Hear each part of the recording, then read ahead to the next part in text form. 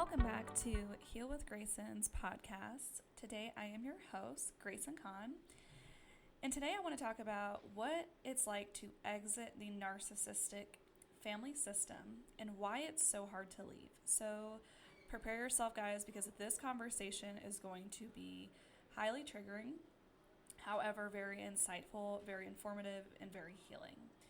So we're going to cover some major points today. First of all, I'm going to talk about how to become aware of and identify that your family members are narcissistic, as well as the outcome of growing up in this family dynamic. Also, standing on business when it comes to cutting off those toxic family members. And then also, towards the end, I want to discuss the higher purpose for narcissism and soul contracts and why we as individual souls contract on the other side to grow up with these kinds of relationships, experience this energy. Like, what do we get out of it on a soul level? Okay. And then also, to wrap up, we're going to talk about the global impact of narcissism and narcissistic behavior. Before we dive in today, I do want to mention I am at the public library in my downtown area in Salt Lake City, Utah. So just be mindful, there might be a little background noise. I will do some editing as well to edit some of this noise out, but yeah, just so that you guys are aware. So let's just get straight into the episode. Okay, first point is how to become aware of and identify that your family members are narcissistic. First of all, if you are listening to this podcast today, there is a 99% chance, maybe even 100% chance that you were vibrationally aligned to listen to this today because you have toxic, dysfunctional, narcissistic family members. Now, let's see. I have 1, 2, 3, 4, 5, 6, 7, 8 points to mention. So I'm briefly going to go over these. Feel free to take notes and rewind this podcast as well, just like for your own discernment, information, and yeah, okay. So they typically exhibit this constant need for attention and validation. So I want to give some real life examples on what this can look like. It can look like you and your sibling or siblings going out to dinner, and say, for example, your mother or father or both are literally trying to draw attention to them in like the most toxic, dysfunctional way, whether that's making a scene at the table and getting into a loud argument, or they're trying to come at you crazy and try to put you down in front of others, trying to undermine your self-esteem, like making comments about the way you're eating and how you look while you're eating. They could also draw attention and say embarrassing things about you and trying to publicize that out to everybody else in the restaurant. And so they typically tend to dominate the conversation, and they get upset if they aren't the center of attention. So that's one sign under how to become aware of your family members being narcissistic. Okay, next thing is jealousy and competition.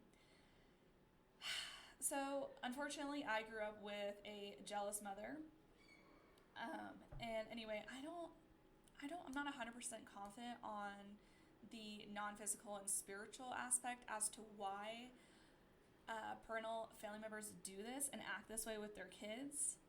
I have heard some external information about this, but I will share it with you, but I'm going to be honest with you guys, I don't know 100% why they do this. And so anyway, basically it's because their souls went through whatever trauma it was that they decided to contract and experience on the other side, right? So whether they went through intense, or I would say all of the abuses, right? Like I went through all of the abuses, except my soul made a different choice. Like my soul made the choice to be like, you know what, I'm not going to continue the cycle. I'm going to break out of the cycle. I'm not going to project my hurt and pain onto the world. I'm going to choose to become better. I'm going to choose to heal myself. I'm going to choose to release that pain and move on and flourish and grow and become a better person, instead of holding on to that deep underlying pain and that deep insecurity which drives that narcissistic behavior in the first place.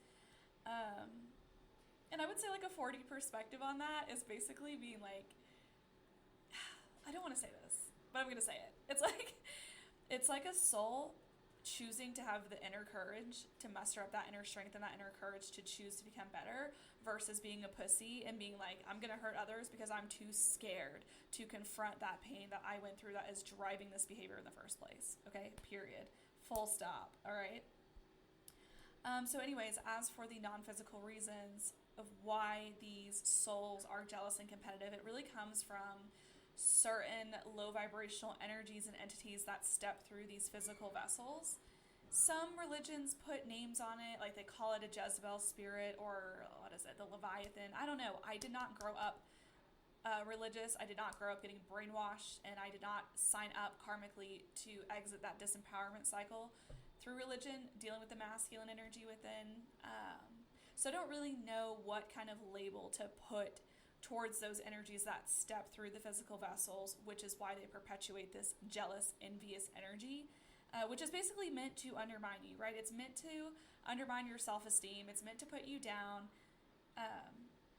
It's meant to make you feel like you're never good enough, right? Which these energies are literally catalyzing spiritual growth for us. So anyway, there's just so much I could say about all of this. So I'm just going to try to stay organized as much as possible. Okay. So yeah, under the jealousy and competition energy, so basically they always try to one-up your successes or downplay what you've got going on, right? Like, they always make specific comments that indicate that they will always and are better than you, right? Like, I want to share this really vulnerable example. Like, my mom would make comments and say things like, it's like if we were having a sexual conversation, which was super inappropriate in the first place, which we really shouldn't be having that conversation, you know, talking about like my sex life and her sex life. Right, because there's no boundaries. There's no healthy boundaries in narcissistic relationships.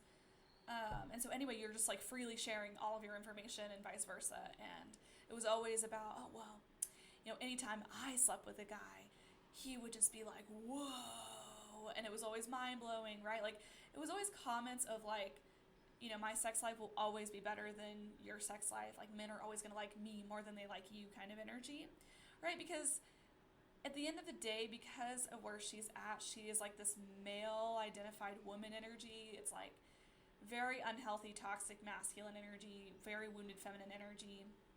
Okay, so, right, because wounded feminine energy is jealous, it is envious, it is competitive. Because at the core of that wounded feminine energy, you deeply, at your core essence, you feel like you're not enough. And you feel like you never will be enough. You feel like you're inadequate. You feel like no matter how hard you try, no matter what you do, you know, you're just never going to, like, level up. You're never going to measure up to this person or this relationship or whatever it is, right? Which it's all an illusion. It's all an illusion that is meant to guide you to go within, learn how to love yourself, learn how to validate yourself, and really learn and push yourself to become the best version of you. Because when you reach that point of you are super happy with the way your hair looks, you're super happy with the way you take care of yourself, you're super happy with your physical health, you're super happy with your living situation, your environment, your career, your financial situation, your exercise situation, there is literally no room. There's going to be no internal sensation of jealousy or enviness because there's nothing in your outside reality that is trying to show you deep within of where else you need to work on different unhealed aspects within yourself. Does that make sense?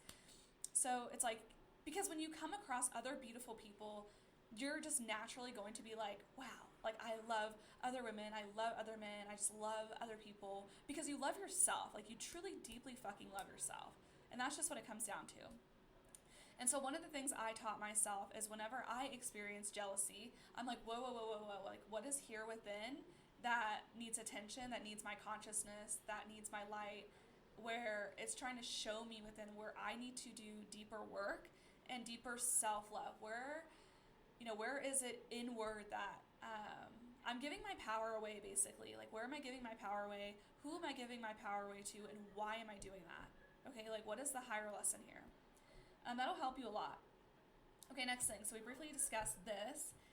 The next point is boundary violations, right? So growing up in a narcissistic family system, you don't know or understand boundaries at all. You don't even know what a boundary is, you know, let alone when you're going out in public and you're talking to other people, immersing yourself in public situations, in social settings. You have no fucking clue how to respect other people's boundaries, what they even look like, right? Like, you're just freely expressing yourself, unapologetically like the narcissist does. And, right, like you can miss social cues of when people like try to drop hints of like, hey, like don't do this, right? Like I know I struggled with that for years, and it wasn't until I picked up this book in Barnes & Noble. I think it was called How to Set Boundaries or something like that. I don't know, I'll have to go find it. But basically I started reading that book and I'm like, whoa, like I have limits to myself. I have limits to how much energy I can share and receive with other people around me. And then I went to explore deeper of the limits within friendships and intimate relationships and work relationships. Then I like learned about myself. Okay, I have certain limits at work of how much I can work, how much time and energy I can go to work, how much time and energy I can invest in a friendship, in a personal, intimate relationship, with a guy, right? And so I was like slowly learning boundaries within myself. And then I could start recognizing other people's boundaries outside of myself. And then it got easier to navigate the world and just, social and public interactions. So I'm like, oh, like those are their boundaries, those are their limits. And you don't take it personal, right? And that's one thing. If you grew up in a narcissistic family system, you have no idea what boundaries are. You have no idea even how to set them. You don't know what they look like. When other healthier individuals around you go to set boundaries, like in a conversation of being like, hey, I'm going to do this. It's okay. You can take a step back. Like whatever it is, whatever healthy boundary that you're directly stating, other unhealed people around you that are listening are going to take that personal because they're like, fuck you. I don't know what you're doing. I don't know what you're saying. This energy is unfamiliar to me. It's triggering me. It's triggering, my inner wounds of growing up with a narcissist or narcissist and not being able to understand boundaries. And when they feel that frequency of healthy boundaries, that frequency of unconditional love that comes with those healthy limits, it triggers the absolute fuck out of them, right? Like, anyway, which is, at the end of the day, a major them problem and not a you problem. And so all you can do is just, continue to be healthy, be yourself, and just show people the way by embodying your truth and your authenticity and embodying your limits unapologetically, but also like in a kind way. You don't have to be, a low vibrational bitch about it. So I feel like you can be a high vibrational bitch, which is somebody who knows their boundaries, versus being a low vibrational bitch, which is like negative energy intended behind what you're saying towards the other person. And so anyway, moving forward, another indicator to become aware of and identify that your family members are narcissistic is financial abuse. So I went through this with both my grandparents and my mother, and there was always like a transactional relationship with them, right? Like it was always about, I need you to do this, this, this, and this, and I'll provide you the finances that you need to survive, which is so fucked up. Like when I like look back and think about that and like what I went through and like just my whole life in college and just my whole life in general, like everything was transactional. And then if, say for example, my mom would buy me something, it was like if we got into an argument, it was always, well, I did this for you, I bought this for you, and if I didn't buy this for you, you wouldn't be able to do this. And that's not what you do for somebody. That's not healthy. That's very toxic. It's highly dysfunctional. It's very controlling. It's extremely manipulative. It's super low vibrational. There's lots of shame and guilt frequency that is used in that relationship dynamic, right? Which is a low vibrational relationship.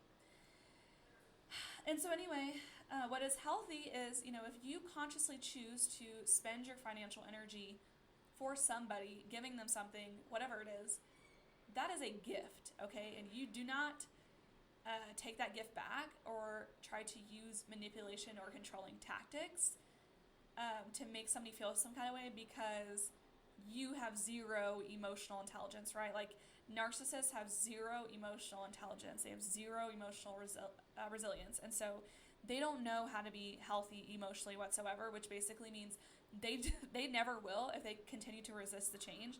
They will never have healthy, fulfilling emotionally, spiritually, physically, financially, authentic relationships with anybody, including themselves, which is really sad. But you know what? They bring it on themselves. So, it's up to them to make that choice to change themselves and heal themselves. So anyway, yeah, like I remember this one time, my grandfather printed out this list when I was in college, and he was like, if you go see this OBGYN, if you go see this eye doctor, if you go see this person, and if you do this every month, then I will send you like X amount of dollars to survive, basically. I was literally working 6-7 days a week, working in a restaurant and going to university full time. I think it was like at 16 or 17 credit hours, which is a lot. It's basically like my entire time was taken up by studying. And I was just gassing myself out, burning myself out, and literally nobody like gave a fuck. It was like, oh, like this is normal. Like you're supposed to do this. You're supposed to collapse. You're supposed to struggle. You're supposed to basically feel like you're gonna like want to die every fucking day and every fucking week, which is crazy. And so anyway, moving forward, another indicator is constant criticism and put down. So they constantly point out your quote unquote flaws to undermine your self-esteem. Okay, because remember, it's always about control. It's always about that manipulation, that guilt, that fear, that shame with those individuals, right? Because the more that they can make you feel low, the more in their minds that they feel above you, right? Because that's what it's about. It's about feeling this superior sense of entitlement. It's about feeling like they have the special privileges that you don't and that others aren't supposed to have, that only they are supposed to have. And I would say I've noticed a lot of that entitlement energy ever since I moved to Utah. And I feel like one of the organic outcomes of that energy stems from religious trauma. And so here in Utah, they have the Mormon religion as well as the FLDS religion, which is the polygamous sector. I don't really know. I don't really understand 100% how everything like started and how it all correctly branches out, but I do know that those are the common two here. So yeah, there's like the mainstream polygamy, the FLDS religion, and then there is the Mormon religion. Anyway, and so I noticed that through organic spiritual evolution, that religious trauma breeds narcissists. It breeds narcissism. It breeds narcissistic behavior. Why is that? Because those same frequencies that all, and it's not just the Mormon religion either, it's all religions, right? Because there's some form of control, there's some form of manipulation, there's some form of guilt, there's some form of shame that is combinationally used in order to undermine your self-esteem, take your power away, and so you're constantly shifting in and out of this disempowerment cycle. And it's until you learn that karmic lesson of taking your power back and making the choice of, you know what, I don't need a fucking building to tell me what to do. I don't need a pastor or a prophet to tell me what to do. I can tell myself what to do. I can save myself. I can make the choice and put myself first, save myself, and choose to be a good person internally, right? Like, you can choose to have a healthy, good moral code within without following like a book or what somebody else tells you what to do, right? Like, I feel like there's such a fine line between, and I know like religion has higher contracts for a lot of souls, and like so many souls learn so many things from going through religious abuse and religious trauma, but I feel like innately, like all human beings really truly know how to be good and they know what's bad. And I feel like we just personally, I don't know.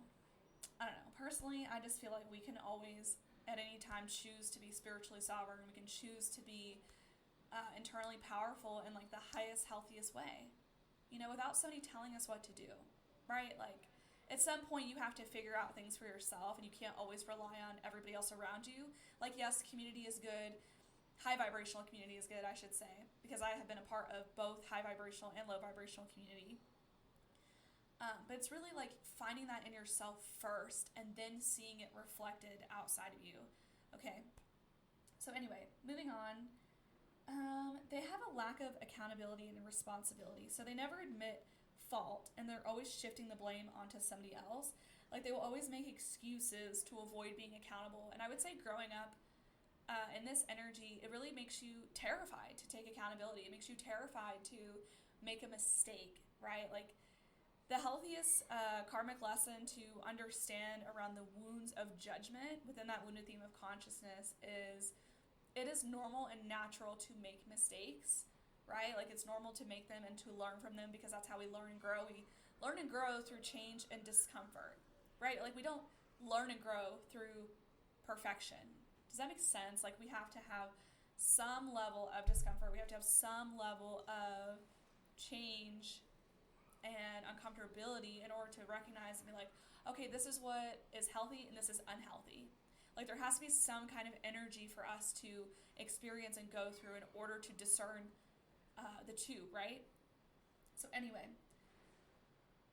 yeah, they will say things like, oh, well, it's not my fault I had kids, and, your dad did this, and, my parents did this to me, and this is why I do this, and, it's never about them. They will always refuse accountability and responsibility. Like, they will never take responsibility for their actions. It's always somebody's fault, and a lot of the times with narcissistic mothers and fathers, it's always your fault that the choices that they made, right, are your fault, which is like, what? No, fuck that and fuck you. Like, the choices that you made are your problem. That is a major you problem. That is not a me problem. Like, can you imagine walking around in society and in the grocery store and, like, the library and, like, you drop your pen and then you point at the stranger and you're like, oh, that's your fault. I dropped the pen. You know what I mean? It's, like, fucking crazy. It's literally psychotic and super toxic and dysfunctional.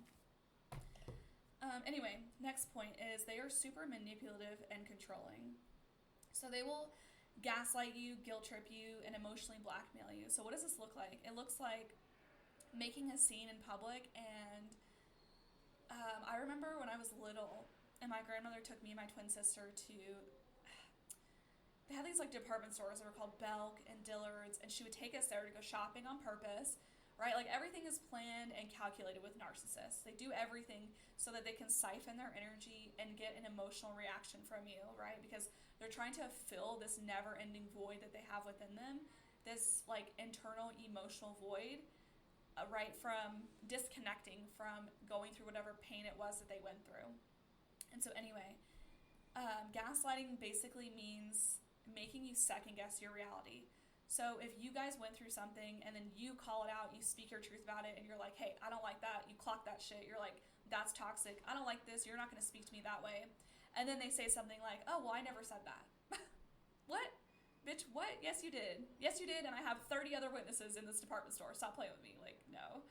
Anyway, or they'll guilt trip you, and they will say things like, oh, it's your fault that, I had pregnancy, and I went through this because, I was pregnant with y'all, and I struggled because you kids had to eat, and I had to provide a roof over your head. It's like, yeah, you're a parent. You're supposed to provide kids' basic needs, you stupid ass. Like, if you didn't want to have kids, if you didn't want to make that choice and take on that responsibility and that accountability, well, maybe you should have made better choices for yourself, which is, again, a you problem. And so with narcissists and narcissistic behavior, they will always, no matter how much you call it out, they will always refuse that responsibility and that accountability, right? Which, is going to lead me to talking about standing on business and cutting off these relationships with these kinds of souls, okay? They also will do things like the emotional blackmail, and so there was one thing that came to mind with this, which was emotional triangulation in the family, which is basically pitting up your siblings against each other. Like, they will talk shit about one of your siblings to you and then run to the other sibling, talk shit about you to them, and basically they like pit you against each other so that you never grow up and have healthy sibling relationships or healthy bonds. It's like you're constantly against each other, which also breeds narcissistic siblings. Okay, so let's see.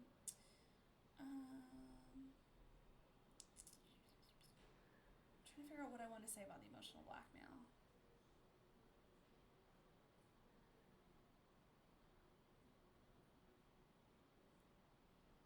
Oh yeah.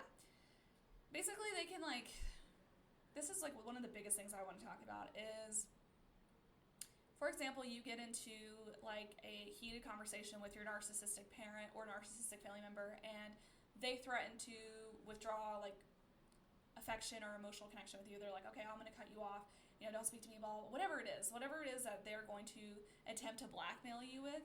It's really hilarious at the end of the day because they never ever formed a healthy emotional connection with you. And if you're like me, you grew up in a narcissistic family system, you suffer from long-term emotional neglect, right? You don't know how to internally emotionally take care of your own emotional needs, right? Because the narcissistic family system is set up to where you are looking outside of yourself, seeking that external validation for your emotional needs in the narcissist, right? Which is super dysfunctional and toxic. And then it's like this illusion because your emotional needs never get met because the narcissist is incapable of understanding your emotional needs and is also incapable of emotionally connecting with you because they are disconnected emotionally from themselves. So how is it that a soul that is emotionally disconnected can connect with another soul? They cannot. It doesn't work that way. So just being aware of that as well. And then the next point is lacking empathy. Right? So they can't emotionally connect with you or understand you. They dismiss your emotions or belittle you, right? Like they go, oh, you're so sensitive, right? That's a common one they like to use. Oh, you're so sensitive. No, I'm not sensitive. You lack emotional intelligence. You lack emotional maturity, right? Like Barnes & Noble exists, Amazon exists. You can go get self-help books. You can learn how to heal yourself. Therapy exists, right? But they don't like therapy. They don't want you to go to therapy because that's when you're going to figure out their mind games. That's when you're going to figure out what the fuck they've been doing this entire time, right? Which has been shitting on you physically, emotionally, mentally, spiritually. And I want to talk about the physical complications that come from going through that abuse and how it affects your amygdala growth, your hippocampus, how it can affect your memory development, your long-term anxiety disorders, like how it can affect all kinds of psychological problems that can develop from enduring narcissistic abusive behavior, okay? All right. And then last point I wanted to make was this exaggerated sense of entitlement, which I already kind of briefly talked about, where they expect you to drop everything that you're doing to cater to their needs. Like, this could look like something simple, like my mom, when I was living with her, she would say things like, oh, Grayson, can you go in the kitchen and turn the light off? Or, Grayson, can you turn my light off in my bedroom? Can you do this for me? Can you do that for me? Can you go to the store for me? Like, while I'm living my life, like, expecting me to drop what I'm doing to go and cater to her needs. No. And that's where healthy boundaries come in. And you say, you're a grown adult, you can do it yourself, you've got 2 working legs, like, you're not, like, she's able-bodied, right? Like, there's no reason why she couldn't do simple tasks like that. So those narcissistic family members will delegate simple tasks. And I feel like it's a way to groom you to see how far you'll go to cater their needs. And so, yeah, I want to talk about now, what is the outcome of growing up in this family dynamic? Okay? So when you grow up with a jealous or competitive family member, especially a narcissistic mother, you can grow up with a super low self-esteem. I mean, you just feel so insecure around people, especially around other women. You don't know how to have healthy relationships with women or other people alone, right? Like, you just, and all your friendships, like I would say like the low tier of friendships from not exiting this abuse, but while you're embodying this trauma, this narcissistic abusive trauma, it's like all your friendships are mirroring your insecurities, your inadequacies, like everything that is like unhealed with you is like outside of you, if that makes any sense. And so you don't know how to be a healthy individual, basically. Like, you don't know how to be authentic. You don't know how to be, I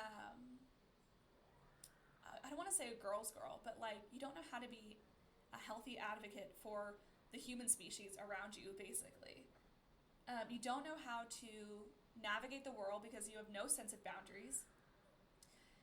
You really struggle financially. Like, you're probably broke a lot. You struggle maybe to keep a job. You struggle to maintain income. You struggle to take care of yourself. You struggle to provide for yourself, right? Because all that was ever mirrored to you was fucked up stuff, right? I would say you're constantly like beating up on yourself. Like, you're constantly never feeling good enough. It's like no matter what you do, like, you'll push yourself, you'll gas yourself out, you'll burn yourself out. And it's like this never-ending cycle because it's like you're trying to prove to the narcissist as an adult, like, look, I can fucking do it. I can achieve this. I got this certification, or I finished college. Like, look, I'm smart. Like, look, I can do this. But it's really like, it's about internally validating yourself and like exiting that system, that systemic behavior, and going, I don't fucking need this toxic person's validation. Like, I can validate myself. Like, I've got this. I've got me.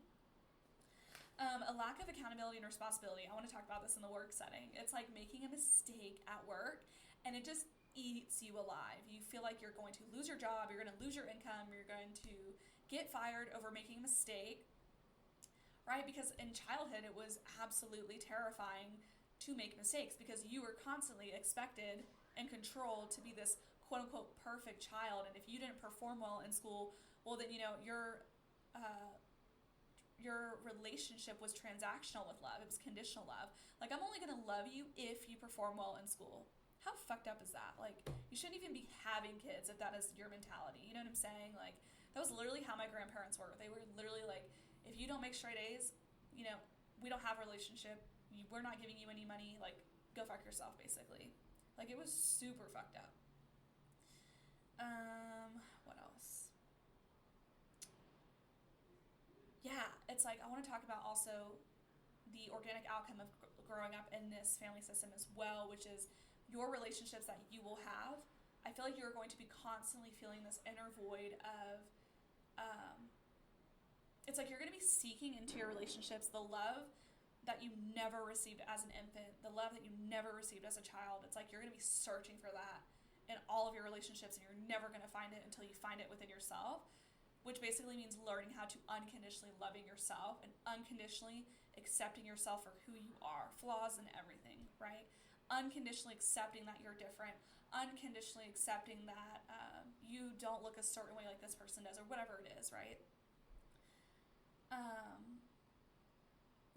You're going to have to internally make choices for yourself, which is going to build internal foundations for healthy relationships, for your authenticity, and for enjoying a life that you love to live. And that's another thing is when you grow up, the organic outcome of growing up in a narcissistic family system, you wake up every single day hating yourself, you hate your life, you hate the people around you, like you just have this hatred for the world. Why? Because you were never shown true, unconditional, authentic love, and it fucking sucks, it fucking hurts. And you're never going to get that outside of yourself until you do it inside of yourself first. Okay, so moving on. I want to talk about the next major point, which is I call standing on business. So because narcissists are typically resistant to change, it is really important for you to make a decision at some point in your soul's journey, which is deciding if you want to maintain a relationship with the narcissistic family member, whether that is keeping a healthy distance with them and keeping contact to a bare minimum, or simply straight up just cutting them entirely the fuck off, okay? Currently, I'm going to be so vulnerable with you guys. I have cut off every single one of my family members except for my mother, because right now she is at the stage of, contact is a bare minimum, and she is kept at a major distance right now. Oh, excuse me. She is kept at a major distance right now, and my living situation is about to shift in the next 4 months. And so until I move out 100% is when I'm going to decide, take maybe like a few days to decide whether I want to keep that relationship or not. Because, right, like I have done everything I have done in my possible soul's power to express how I want healthy, authentic relationships moving forward, and how I cannot have that with a narcissistic individual, right? Because there has to be a two-way street of emotional maturity, emotional understanding, and right, narcissists do not embody that emotional depth.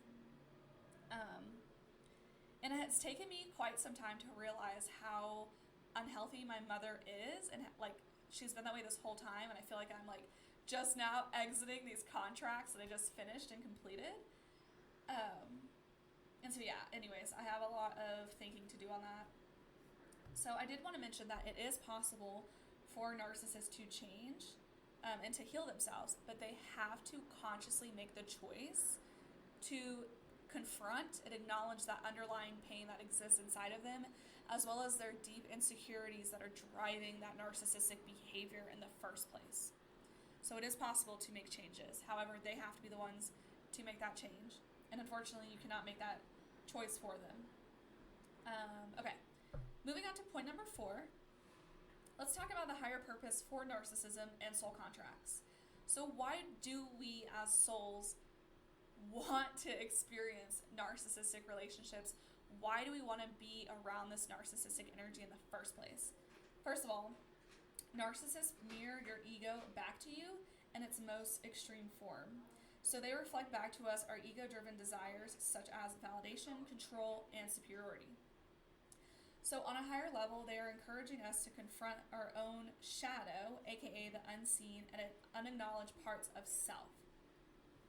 Okay, so everything that we don't want to look at, they literally mirror back to us. And because they do this, because narcissists do this, they end up being a catalyst for personal boundaries and self-worth. So the soul, meaning us, we learn karmic lessons about boundaries, self-respect, and emotional independence, okay? So having a relationship with a narcissist can actually teach you how to recognize your own value within and cultivate a sense of self-worth that isn't dependent on external validation. So you eventually learn how to validate yourself internally, and you begin to learn how to trust yourself even deeper. Another point that they teach us is they teach us how to awaken compassion and empathy. So after going through over 20 years of narcissistic abuse, you eventually become conscious of the cycle that is perpetuating, right? So you can easily see the energy and you're like, okay, I can either make one of two choices. I can make the choice and say, this energy is not for me. The world is already suffering enough, and I'm no longer going to contribute to the world's suffering. I'm going to choose to become better. I'm going to choose to grow. I'm going to choose to evolve, right? Or you can make the other choice, the latter, which is I'm going to choose to perpetuate the suffering. I'm going to choose to project my hurt onto somebody else and other people around me, right? Because hurt people typically hurt other people. And they're not ready to confront that underlying pain and the underlying insecurities that are driving their toxic behavior in the first place. So souls can actually learn how to become more compassionate and more empathetic by experiencing this narcissistic energy. They also teach us how to detach. So they teach us how to release the need for approval, which in the highest level of everything is the ultimate liberation and freedom from giving a fuck about what other people think and say about you. Like, they literally are natural teachers for teaching us to not care about what other people think in public. Have you ever noticed that? You ever seen a Karen or a narcissist out in the public, out in the wild, right? Like, they don't give a shit what other people think of them. They're just being unapologetically toxic. Well, you can learn to unapologetically be authentic and healthy, right? So, let's see what else. Oh, yeah. The last point that I wanted to discuss was the global impact of narcissism. So narcissism in society today reflects back to us our collective values. So right now, on a spiritual level, on a higher level, right now, currently, this entire world values individualism, materialism, and the pursuit of external validation. So this is reflecting back to us that we have cultural and collective wounds that need healing. But it starts with us at the individual level first. So in order for us to make global impact, massive impact as a society, as a collective, we have to heal ourselves first and shift our internal values first.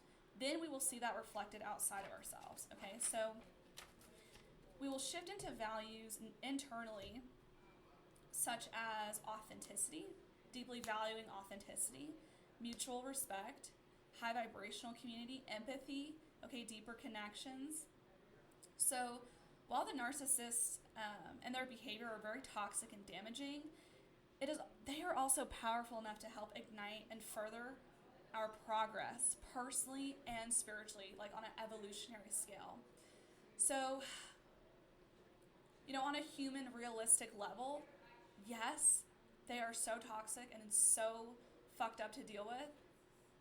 On a higher level, through the healing side of it, you can actually look back and think, man, I'm actually low-key kind of grateful that I went through all that trauma, and I'm very grateful that I realized what is extremely unhealthy and what isn't, because now I know how to navigate the world and my life in a happy, authentic, fulfilling way, and I know that I will have emotionally fulfilling relationships because I've done the internal work, and I get to, if I choose to, have a healthy family and healthy generations moving forward, right?